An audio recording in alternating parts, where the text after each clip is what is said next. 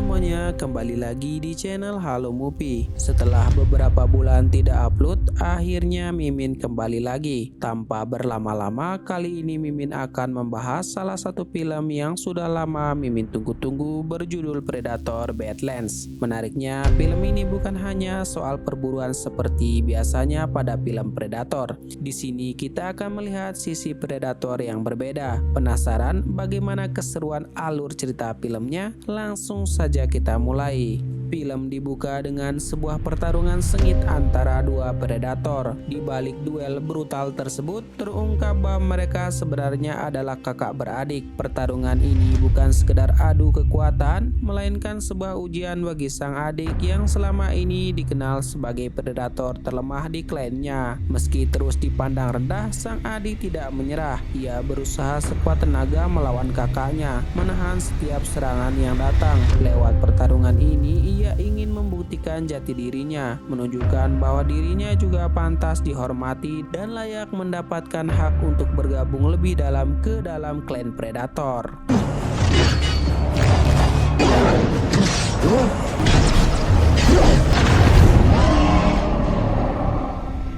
Setelah pertarungan berakhir, kakak predator bernama Koi akhirnya mengungkapkan misi yang harus diselesaikan oleh adiknya bernama Dek agar bisa resmi diterima ke dalam klan Predator. Kui kemudian memperlihatkan target yang harus diburu dan dibunuh sebagai bukti kelayakannya. Tanpa ragu, Dek memilih sebuah makhluk legendaris yang dikenal mustahil untuk dikalahkan bernama Klasik, penghuni ganas dari sebuah planet bernama Gena. Kui pun menjelaskan bahwa bahkan para pemburu terkuat di klan Predator merasa gentar menghadapi makhluk tersebut. Namun bukannya mundur, Dek justru semakin keras kepala. Dengan mata penuh tekad, ia bersumpah akan menghabisi Klasik apapun resikonya demi membuktikan keberanian dan harga dirinya sebagai predator sejati.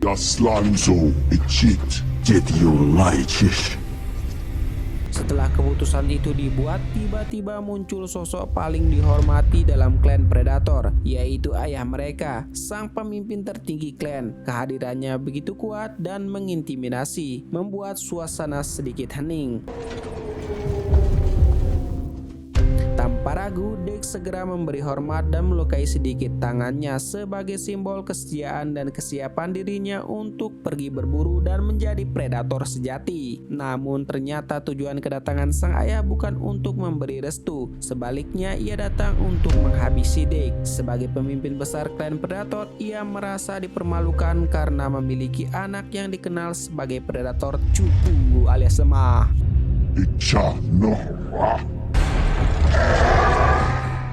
Tanpa belas kasihan, Dek langsung diikat dan dipaksa berlutut. Sang ayah kemudian memerintahkan Koi kakak Dek untuk menghabisi adiknya sendiri demi menjaga apa yang disebut sebagai kehormatan klan. Namun yang terjadi justru di luar dugaan. Koi menolak perintah tersebut. Keputusan itu membuatnya harus membayar mahal. Demi menyelamatkan adiknya, Koi pun mengorbankan dirinya dan berhasil membawa adiknya kabur meninggalkan tempat itu. Setelah meninggalkan planet asalnya, Dek akhirnya tiba di planet Gena yang dikenal sebagai planet kematian. Namun pendaratannya tidak berjalan mulus. Pesawat yang ditumpangi dihantam serpihan batu meteor dan ia pun terombang-ambing hebat di udara. Meski nyaris hancur, Dek berhasil selamat dan mendarat darurat di permukaan planet tersebut. Di tengah lingkungan yang ganas dan mematikan itu, Dek mulai menyiapkan perlengkapan berburunya. Dengan tekad yang membara dan amarah yang masih menyala, ia bersumpah akan membawa pulang kepala makhluk legendaris Klasik sebagai bukti bahwa dirinya bukan predator lemah, sekaligus sebagai penembusan atas pengorbanan kakaknya. Namun tiba-tiba Dek mendengar suara mencurigakan dari balik ranting-ranting pohon, membuatnya langsung siaga. Dari dalam semak-semak muncul sejenis makhluk akar yang langsung menyerangnya secara brutal. Dek sempat berusaha melawan, tetapi karena jumlahnya terlalu banyak, ia akhirnya memilih untuk mundur. Ia sadar makhluk-makhluk itu bukan target utamanya. Selanjutnya Dek tiba di sebuah area yang dipenuhi bunga bernama polong lepuh. Namun bunga-bunga itu bukan tanaman biasa. Polong lepuh dikenal sebagai ranjau darat planet Gena yang bisa meledak kapan saja saat terinjak. Di tengah kewaspadaannya, Dek tiba-tiba mendengar suara seorang wanita meminta tolong. Sosok itu ternyata adalah sebuah android bernama Tia yang telah lama terjebak di area berbahaya tersebut. Tia pun memohon agar Dek segera menolongnya, namun Dek memilih untuk mengabaikannya. Hingga akhirnya salah satu polong lepuh itu meledak dan mengenai Dek. Ledakan itu ternyata mengandung racun mematikan. Tambah lagi ada seekor naga yang ingin menyerangnya. Dalam kondisi terhuyung dan lemah, Dek secara refleks melepaskan senjatanya ke arah Tia, dan inilah yang terjadi.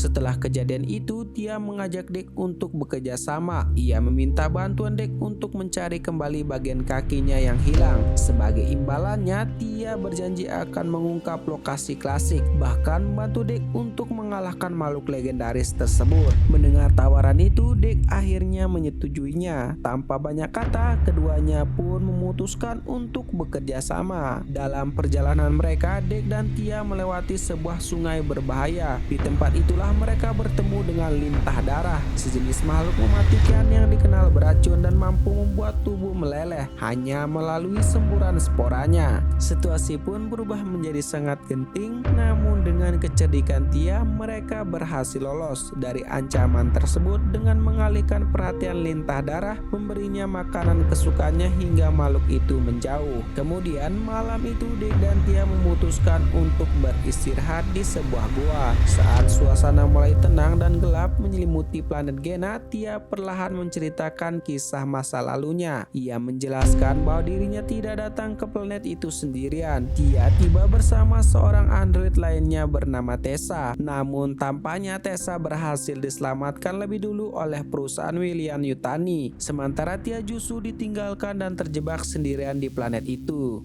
Hello Tessa, where's Thea? Keesokan paginya, Dek dan Tia kembali melanjutkan perjalanan. Namun langkah mereka terhenti saat menghadapi hambatan rumput pisau yang sangat tajam dan mematikan. Situasi semakin berbahaya ketika mereka harus berhadapan dengan bison tulang, hewan raksasa mengerikan yang merupakan penghuni asli planet Gena. Tanpa ragu, Dek langsung memburu makhluk tersebut. Dengan kemampuan bertarungnya, ia berhasil membunuh bison tulang itu dengan mudah.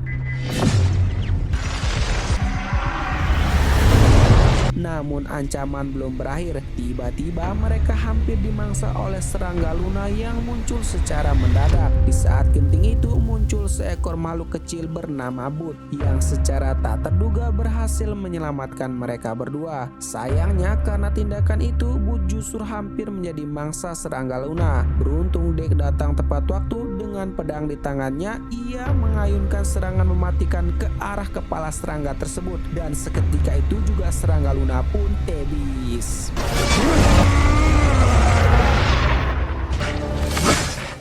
Sementara itu di sisi lain, robot Tessa akhirnya tiba di planet Gena. Berbeda dengan Tia yang harus bertahan sendirian, Tessa datang dengan persiapan lengkap. Dengan mudah ia dan timnya menghabisi makhluk akar yang mencoba menyerang mereka. Selanjutnya Dek, Tia dan Bud beristirahat di salah satu gua. I think she's marking you. Di waktu yang sama, Tessa menemukan pesawat milik Dek. Ia masuk ke dalam pesawat tersebut dan berhasil menemukan senjata milik Dek. Keesokan paginya, Dek memutuskan untuk melanjutkan perjalanan berdua bersama Tia. Sementara Bud sengaja ditinggalkan sendirian di tempat itu karena takutnya merepotkan mereka berdua. Setelah perjalanan cukup lama, akhirnya Dek dan Tia sampai di lokasi tujuan mereka. Di tempat itu, Tia berhasil menemukan kakinya yang hilang. Tanpa membuang waktu, ia segera menyambung kembali kakinya, lalu mengucapkan terima kasih kepada Dek atas bantuannya. Dek pun mengatakan bahwa dirinya sudah tidak sabar untuk memburu Klasik, namun tanpa diduga Tia ternyata telah membohonginya. Ia ternyata juga memburu makhluk Klasik dan diam-diam telah memberitahu lokasi mereka kepada robot Tessa. Menyadari situasi itu, Tia menyuruh Dek untuk segera pergi dari tempat tersebut. Namun bukannya kabur, Dek justru menyalakan api. Tindakan itu langsung menarik perhatian Klasik, membuat makhluk legendaris tersebut datang menghampirinya. Dan di sanalah pertarungan sengit pun tak terhindarkan antara predator yang ingin membuktikan dirinya melawan penguasa Gena yang legendaris. Meski berkali-kali Dek berhasil melukainya, bahkan hingga memotong ekor dan kepalanya, Klasik selalu berinkarnasi dengan cepat, memulihkan kembali tubuhnya seolah-olah tidak pernah terluka. Makhluk itu terasa benar-benar mustahil untuk dikalahkan. Dek bahkan mendapat bantuan dari Tia, namun tetap saja mereka kewalahan menghadapi Klasik. Saat Dek kembali berhasil menebas leher makhluk legendaris itu, Klasik dengan mudah menyambungkan kepalanya kembali. Dan ketika makhluk tersebut hendak memangsa Dek, tiba-tiba ia mencium bau badan Dek. Dalam sekejap pergerakannya berhenti dan pada saat itulah terjadi sesuatu yang tidak diinginkan.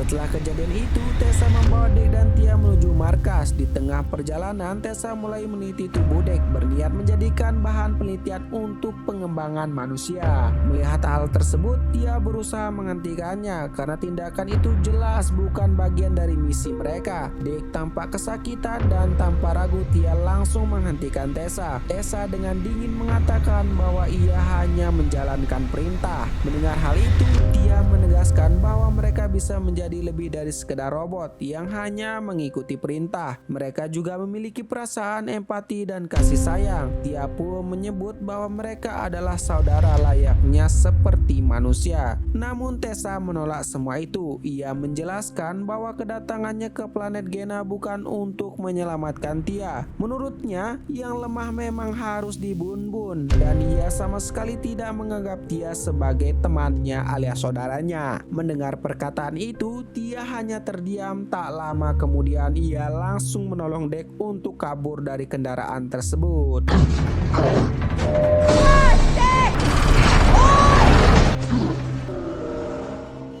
Setelah itu, Dek kembali ke lokasi jatuhnya pesawat. Di tempat itu, ia teringat kematian kakaknya. Kenangan tersebut membangkitkan amarah dan tekad yang selama ini terpendam di dalam dirinya. Sambil memanggil nama kakaknya, pesawat itu tiba-tiba kembali aktif. Di dalamnya, Dek menemukan armor milik kakaknya. Momen itu menjadi titik balik bagi Dek. Ia pun bertekad untuk mulai perburuan, layaknya seorang predator sejati. Dek pun mulai menciptakan senjata dari berbagai bahan alami dari planet Gena. Ia memanfaatkan bunga polong lepuh, rumput tajam seperti pisau hingga berhasil menjinakkan lintas sungai beracun sebagai bagian dari persiapan perburuannya. Namun di tengah perjalanan, Dek bertemu kembali dengan Bud yang ternyata sedang mencari keberadaan ibunya. Tanpa disangka, ibu Bud adalah Klasik, makhluk legendaris yang selama ini diburu oleh Dek. Kemudian, sebagai tanda bahwa mereka kini berada dalam satu tim, Dek pun melakukan ritual khas predator dengan meludah ke arah Bud sebagai simbol ikatan dan kepercayaan. Selanjutnya, Dek mulai menjalankan aksinya bersama Bud. Di sisi lain, Tia juga mulai perlawanan, meski hanya dengan setengah tubuhnya dan setengah tubuh lainnya.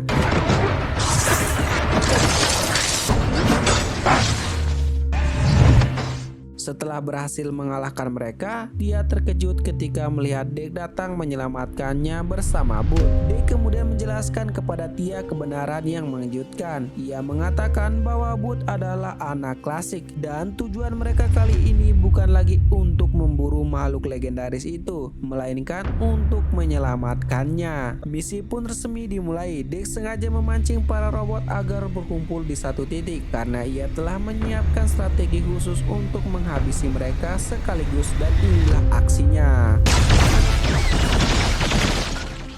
Setelah itu, sebuah robot raksasa muncul dan langsung mencoba membunuh Dek. Ternyata di balik kendali mesin besar itu terdapat Tessa.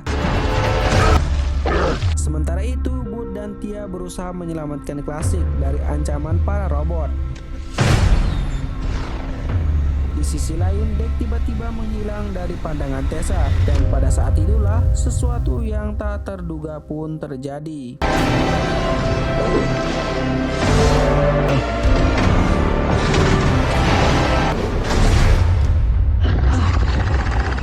Kemudian setelah Klasik berhasil memangsa Tessa, Dek perlahan mencoba mendekatinya. Namun tiba-tiba sesuatu yang mengerikan terjadi pada tubuh makhluk legendaris itu. Klasik mengerang kesakitan dan asap putih keluar dari mulutnya, dan inilah yang terjadi. Ternyata Tessa belum meninggoy. Selanjutnya, setelah berhasil keluar, Tessa segera mengarahkan senjata milik predator ke arah Tia, berniat untuk menghabisinya. Namun pada saat itu, tiba-tiba setelah semuanya berakhir, Dek kembali ke planet asalnya untuk menemui ayahnya. Tujuannya kini sudah jelas, yaitu membalas dendam atas kematian kakaknya. Dengan kemampuan dan tekad yang telah diasah oleh planet Gena, Dek dengan mudah menghabisi anak buah ayahnya. Aksi tersebut disaksikan langsung oleh seluruh predator, menjadi bukti bahwa Dek bukan lagi sosok yang dulu dianggap lemah. Pertarungan sengit antara Dek dan ayahnya pun tak terhindarkan. Duel penuh amarah dan kehormatan itu akhirnya dimenangkan oleh Dek. Ia berhasil mengalahkan ayahnya dan membuktikan kepada seluruh predator bahwa dirinya adalah predator sejati. Dan film pun tamat, dan di ending film sebuah pesawat predator tiba-tiba muncul yang ternyata itu adalah pesawat milik ibu Dek.